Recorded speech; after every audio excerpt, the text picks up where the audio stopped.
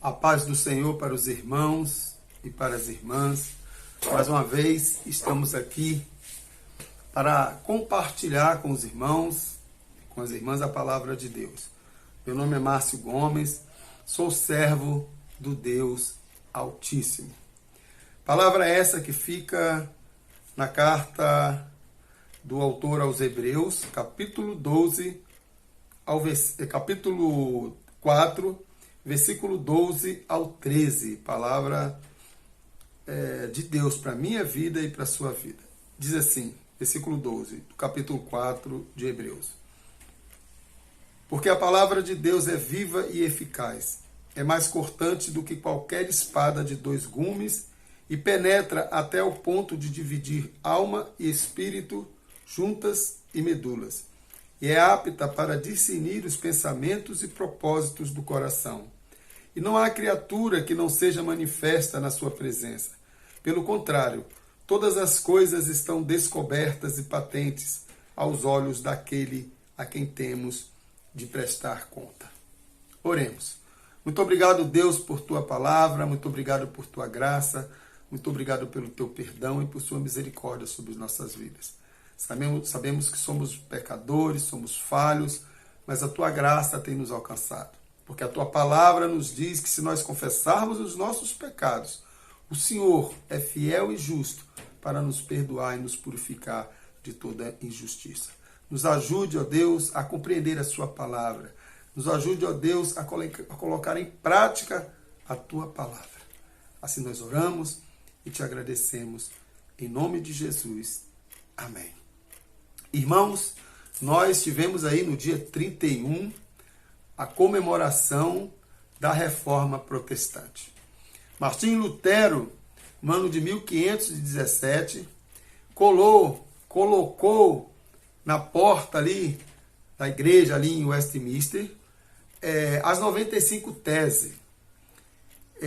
E o que eram essas 95 teses? Martinho Lutero, lembrando que Martinho Lutero era um monge católico agostiniano. Mas ele não se conformava com as heresias que estavam acontecendo no meio da igreja. A igreja, nós conhecemos muito, quando se fala das 95 teses, nós lembramos mais da venda de indulgências, né? Que realmente era um dos pontos muito importantes, porque estava relacionado com o pecado, né? Porque a igreja se achou no direito de perdoar pecados, no sentido de que a igreja estava vendendo carta de indulgências, ou seja, as pessoas estavam pagando com terras, com pedras preciosas, né? Com dinheiro, com tudo aquilo que eles tinham, pagando, comprando essa carta de indulgências pelos seus pecados. Havia pessoas que pagavam, irmãos, até pecados das próximas gerações das suas famílias. Por isso que a igreja ficou milionária, a igreja é dona de propriedades imensas aí pelo mundo afora por conta desse evento.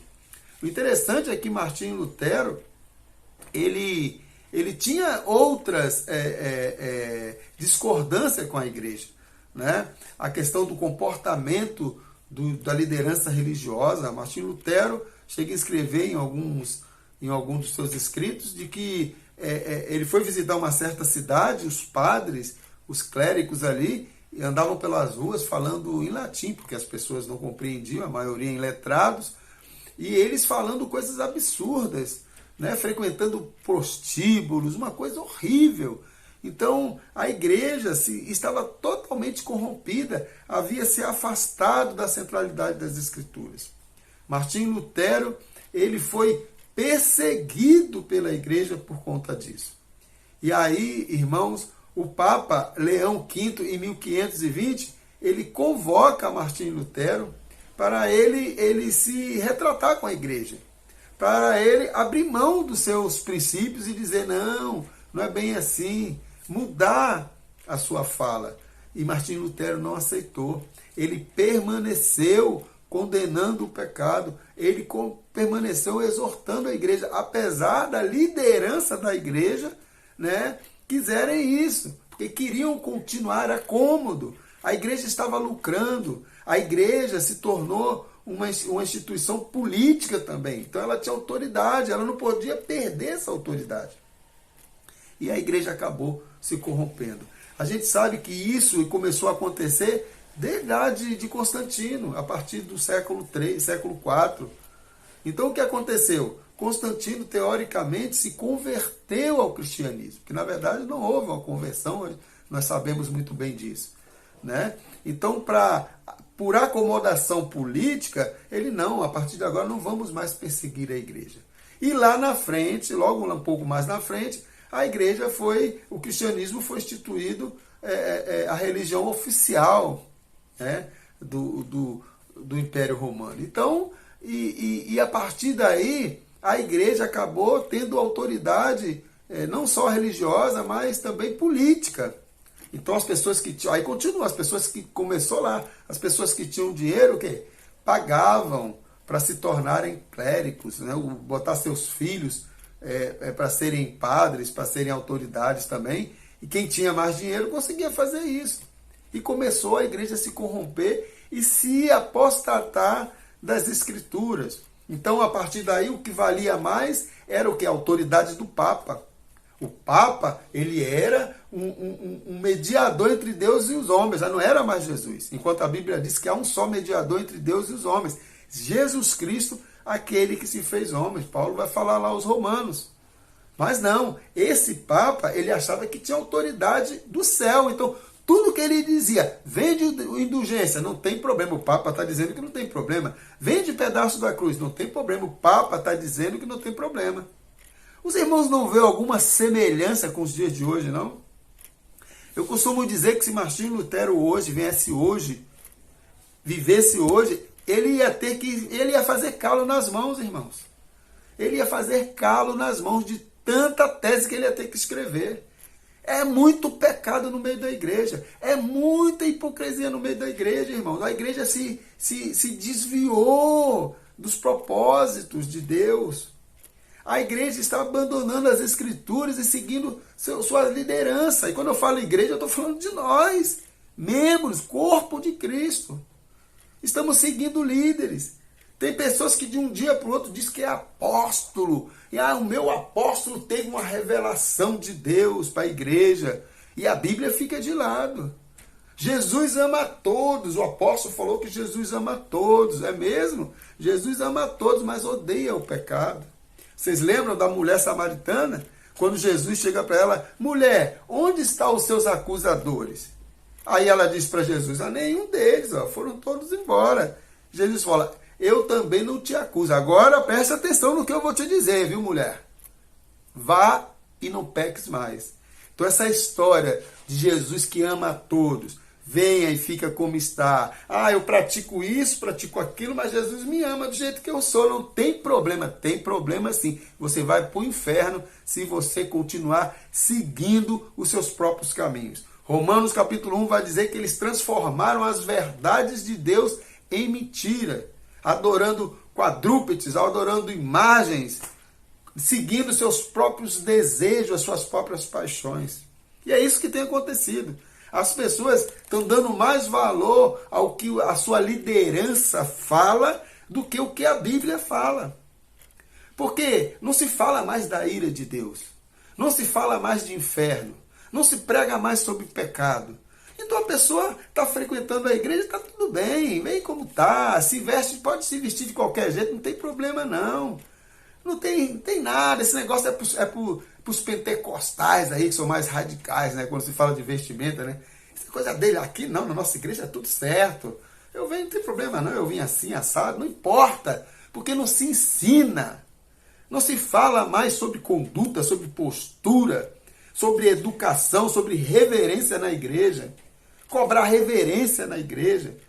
Se a pessoa não consegue seguir regras básicas de reverência, de adoração, de comportamento, de atitude dentro da igreja, como que essa pessoa vai viver lá fora, meu irmão, minha irmã?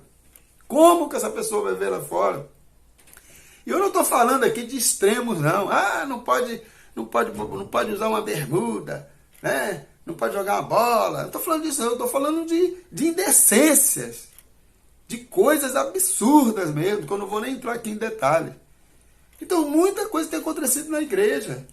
Deus tem levantado, está levantando luteros aí para pregar o evangelho, para exortar a igreja, para chamar a atenção da igreja. Igreja está virando local o quê? Está virando cabide de emprego. Né? É monopólio familiar. Pastores são donos de igreja, aí ele ordena o filho, o genro, a nora, a mulher, pastora também. A moda agora é essa, a mulher de pastor virou pastora. É autoridade na igreja. Misericórdia. As escrituras estão ficando de lado. Pastores estão subindo no púlpito para pregar pisando em ovos, com medo de falar de adultério, com medo de falar de mentira, com medo de falar de disserções no meio da igreja. E quando fala de uma forma subjetiva. É com amor, né? Né, irmãos? Tem que ser assim. Não, tem que falar mesmo, com todas as letras. Com todas as letras. Muita gente pode não gostar de Paulo Júnior, um pregador de uma igreja presbiteriana, se eu não me engano. Eu não sei se é presbiteriano ou batista. Paulo Júnior, que é um pregador muito forte, incisivo, porque ele prega o evangelho. Ele tem um pouco também de seus exageros, mas os exageros dele não é questão de heresia, não. Não é heresia. É que ele é mais incisivo, ele cobra mesmo, ele é forte na sua palavra. E muita gente não gosta. Não gosta, porque a igreja não está acostumada com isso. O Hernandes Dias Lopes também, um homem que prega o evangelho, que exorta a igreja, que chama a atenção da igreja do pecado. Quando você vê aí, muitos aí, chamando pregadores, não são pregadores, são palestrantes motivacionais, que chegam na igreja, fazem as pessoas chorarem, as pessoas se emocionarem. Lembra-se que emoção não significa presença de Espírito Santo, não significa santidade, não significa mudança de comportamento.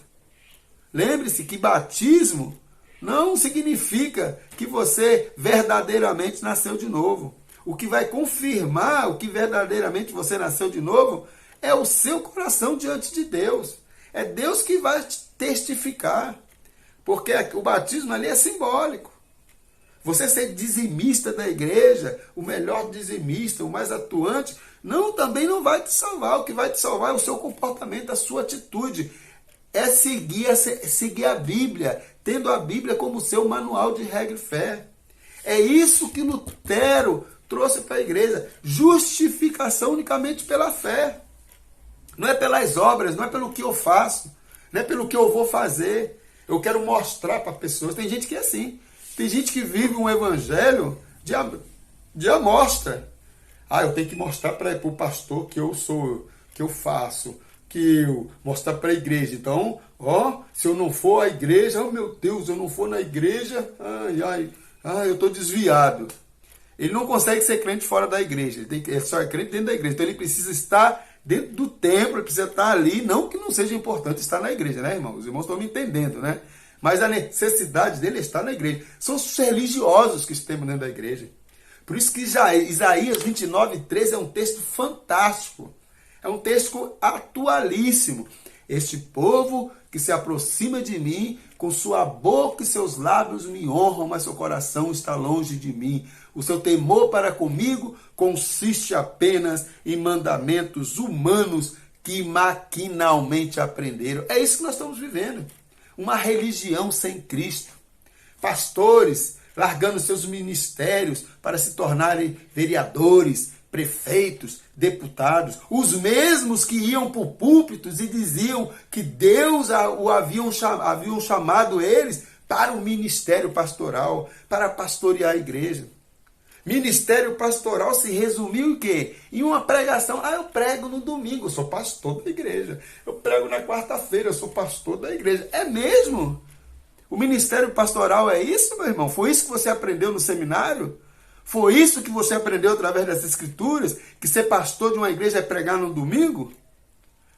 É isso? Você está enganado. É por isso que tem muitas ovelhas sofrendo, muitas ovelhas órfãos de pastores, muitas ovelhas desgarradas e muitas igrejas sem uma referência pastoral. Porque não se tem mais pastores. Pastor que chora pelas suas ovelhas. As pessoas estão se desligando da igreja, parece que estão fazendo festa quando alguém sai da igreja. Tem uns que dizem ainda, a porta está aberta, pode ir, não gostou, vai embora. Cadê aquele pastor que deixa as 99 e busca a ovelha perdida? Cadê o pastor? Cadê aquele pastor que exorta, seja lá quem for na igreja, que chama ele para o gabinete, disciplina se for necessário? Não se faz mais isso não, irmãos. Volto a falar, se Lutero viesse hoje, ele ia ter que escrever muitas teses. Ia passar, e 95 é fichinha. É fichinha, 95 teses. Para exortar esse monte de herege, esse monte de atribulado, que não foram chamados por Deus para dirigir a igreja e para conduzir a igreja, não foram chamados por Deus. Existem 3 tipos de pastores. Eu sempre falo isso, eu aprendi isso numa pregação de algum pastor aí, um irmão que estava pregando.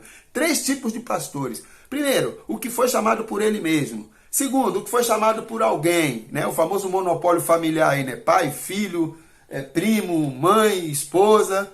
E o terceiro é aquele que foi chamado por Deus. Esse que foi chamado por Deus, irmãos, esse que foi chamado por Deus, está difícil. São peças raras hoje.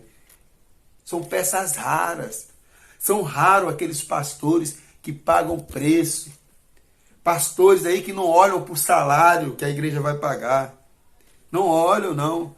Ele ora, ele pede a direção do Espírito Santo. Ele não olha para o problema lá, não. Nem para o salário, não. Ele olha, ouve o Espírito Santo através das orações para pedir discernimento. E quando ele está pastoreando a igreja, ele chora pelas suas igrejas. Ele cuida das viúvas, dos órfãos, dos necessitados. Ele cuida dos enfermos. Ele cuida daqueles irmãos que estão desviados. Daqueles irmãos que não estão se enquadrando aos princípios da igreja. Ele vai visitar. Ele vai orar por eles. Ele vai conversar com eles. Nós temos vários instrumentos aí, não tem desculpa. Nós temos WhatsApp, nós temos telefone, redes sociais. Não tem como mais justificar. Tem muita gente, às vezes, precisando de uma palavra, de uma conversa pastoral, e às vezes não tem. Porque o camarada se resumiu o ministério a uma pregação no domingo ou na quarta. Isso é a igreja. Não se prega mais o evangelho de Jesus Cristo. Infelizmente, nós nos tornamos religiosos. Nós falávamos tanto da igreja católica. Os católicos são religiosos. Vão no domingo e depois vão para o forró, e depois vão beber, e depois vão fazer e acontecer. E na tua igreja? E na minha igreja? E nas igrejas por aí que se dizem que protestantes? O que estão fazendo? Será que Lutero se agradaria se ele fosse passear nas igrejas? Irmãos, eu vou dizer uma coisa para vocês. Se Paulo fosse pregar na maioria das igrejas hoje, ele seria rejeitado. Porque ele ia chamar o povo de hipócrita. Ele ia chamar o povo de pecador. Ele ia exortar o povo sobre os seus comportamentos, a sua atitude. Ele ia chamar o povo à santidade. É isso, porque o povo anda com o coração endurecido. O povo não quer palavras de Deus, não. As pessoas querem ouvir aquilo que agradam elas. A igreja se transformou uma clínica de psicologia, onde você senta lá, né, com o psicólogo e ele só te ouve, você conta lá e depois ele arruma um jeito de te ajudar a passar naquele problema. É isso que as pessoas estão querendo receber na igreja. Eu estou com câncer, eu estou doente, eu quero uma palavra de cura, eu quero uma palavra, né? Eu estou desempregado, eu quero uma palavra que Deus vai me abençoar, vai me dar um emprego. Deus vai te abençoar, irmãos, quando você aceita Jesus como ser único e suficiente Salvador de todo o coração. Ele vai cuidar de você. Você passa a ser filho. Você passa a fazer parte da igreja que vai morar no céu. E em todas as coisas Ele vai te abençoar. É claro que você vai passar por dificuldades, você vai ficar desempregado, você vai ficar enfermo, porque isso é consequência do pecado original. Você vai morrer fisicamente, você vai ser internado por doenças, por vários tipos de coisas. que é consequências do pecado. Jesus falou, no mundo tereis aflições. É inevitável isso não acontecer na minha vida e na sua vida. É inevitável, irmãos. É inevitável. Agora, sabe qual é a diferença? É que o crente, ele tem convicção do que vai acontecer naquele grande dia. A Bíblia diz que os mortos ressuscitarão primeiro. Será que eu e você vão fazer parte disso? Os mortos ressuscitarão primeiro. O apóstolo Paulo, escrevendo lá em 2 Coríntios capítulo 4, ele vai dizer, ó, a minha leve e momentânea tribulação produz para mim um peso de poder e glória acima de qualquer comparação. Porque eu não atento para as coisas que se veem, mas sim para as coisas que não se veem. Porque as que se veem são passageiras. E as que não se veem são eternas. Eu tenho que ir para a igreja para ouvir o evangelho. Para ouvir o que Deus tem a falar para mim. E quando alguém me exorta quanto ao meu pecado, eu tenho que glorificar a Deus. Sabe por quê? É porque é Deus preocupado comigo. Deus não está preocupado com a sua enfermidade física. Ele está preocupado com a sua enfermidade espiritual. Porque se você não se curar da sua enfermidade espiritual, você vai para o inferno. A preocupação de Deus é essa. Nós, como filhos, nós somos cuidados. Somos cuidados. A Bíblia diz que todas as coisas contribuem para o bem daqueles que amam a Deus. Isso aconteceu com Lutero. O Papa Leão V, em 520, perseguiu Lutero. Mas aí Deus levantou uma pessoa, Frederico III. Conseguiu uns homens lá, sequestrou Lutero, levou Lutero para o castelo. Lá Lutero mudou de nome, deixou o cabelo crescer. E lá ele começou a traduzir a Bíblia para o alemão. Olha que maravilha! O povo começou a ter acesso às Escrituras, coisa que a igreja não queria. E tem muita gente hoje que não quer que o povo tenha acesso às Escrituras não, irmãos. Querem continuar no pecado, querem continuar pregando aquilo que eles bem acham. Sabe por quê? Porque não estão mais seguindo a centralidade das Escrituras. A reforma protestante, ela foi um marco importantíssimo para a igreja. Mas só que hoje nós estamos precisando que se levante Luteros para pregar o evangelho, para resgatar a igreja, trazer a igreja à centralidade das Escrituras.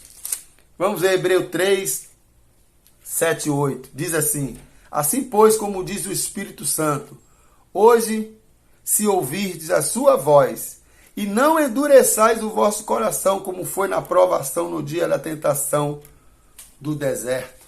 Ouve a voz do Senhor, não endureçais o vosso coração. 4, versículo 12 e 13, diz assim, tende cuidado, irmãos, Hebreus 4, 12 e 13, tende cuidado, irmãos, jamais aconteça haver em qualquer de vós perverso coração de incredulidade, que vos afaste de Deus vivo. Pelo contrário, exortai-vos mutuamente cada dia, durante o tempo que se chama hoje, a fim de que nenhum de vós seja endurecido pelo engano do pecado. Que Deus tenha misericórdia da igreja, que Deus tenha misericórdia de nós, que novos luteros venham por aí, homens preocupados unicamente em pregar o evangelho, homens compromissados com o evangelho de Jesus Cristo, não preocupado com se a igreja vai gostar ou deixar de gostar. Nós não temos que pregar o que a igreja quer ouvir, nós temos que pregar o que o Espírito Santo nos manda pregar. O crente genuíno, aquele que nasceu de novo, ele vai entender que quando ele é exortado, ele também está sendo abençoado. Através da exortação, Deus está liberando cura para a vida dele. Através da exortação, Deus está mudando a vida dele e da família dele.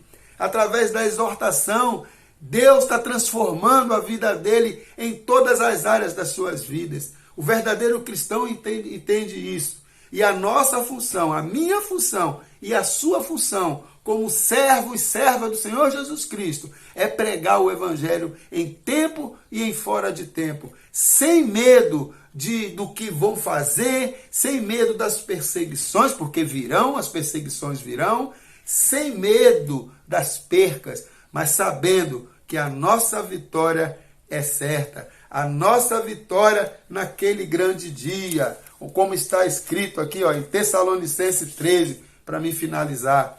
Diz aqui a palavra de Deus. Isso aqui, ó, é para os crentes, viu? Isso aqui é para os crentes. Vamos lá. Palavra de Deus que está aqui no livro de 1 Tessalonicenses 13. Diz assim, ó, não queremos, porém, irmãos, que sejais ignorantes com respeito aos que dormem, para não vos entristecerdes com os demais que não têm esperança. Pois se cremos que Jesus morreu e ressuscitou, assim também Deus, mediante Jesus, trará em sua companhia os que dormem. Ora, ainda vos declaramos por palavras do Senhor, isso nós os vimos nós os vivos e os que ficarmos até a vinda do Senhor, de modo algum precederemos os que dormem.